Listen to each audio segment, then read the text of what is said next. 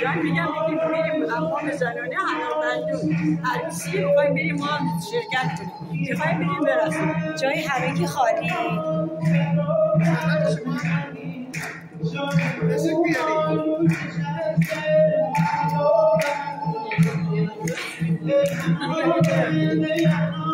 حالا به عکس بگیریم عکس بگیریم چیه کنیم بریم داخل؟ روشن کنیم هفت تعطیل عکس بگیریم عجیب حل کنید چه عروس خوشگلی داری میافته اونم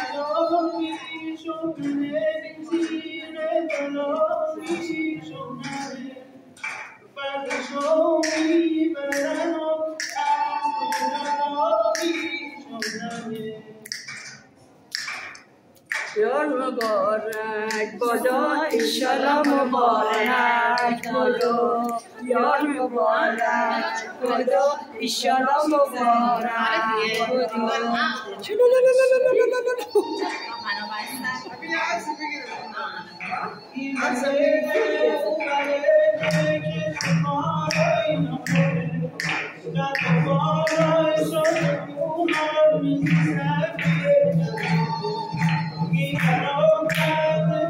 قسمت خانم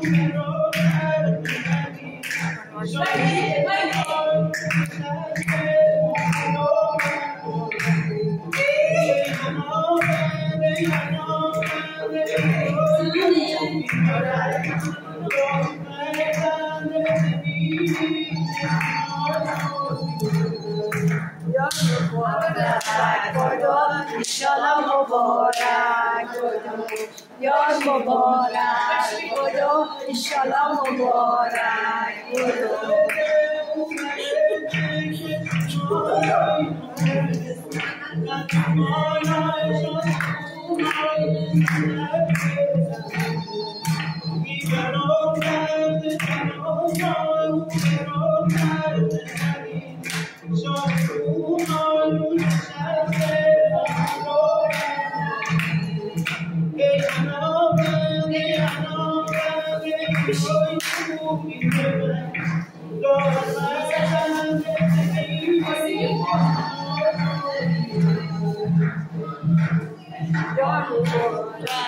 خدا انشالله مبارک